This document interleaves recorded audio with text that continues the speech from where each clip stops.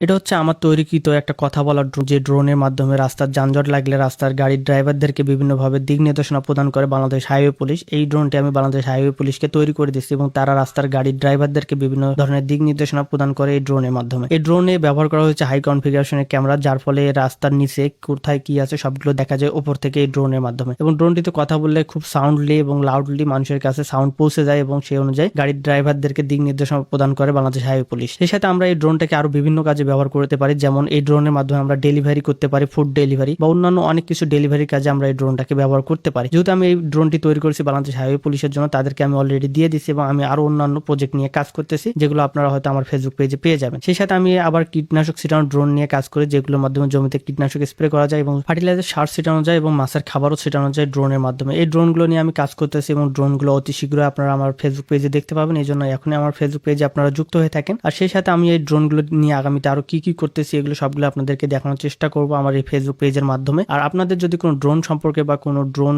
Related কোনো ধরনের প্রশ্ন থাকে, আপনারা অবশ্যই আমার ফেসবুক পেজে মেসেঞ্জারে নক করতে পারেন, আমি আপনাদের উত্তর দেওয়ার চেষ্টা করব। সেই সাথে সকলে ভালো থাকবেন গাইজ, দেখা হবে পরবর্তী কোনো ভিডিওতে। আল্লাহ হাফেজ।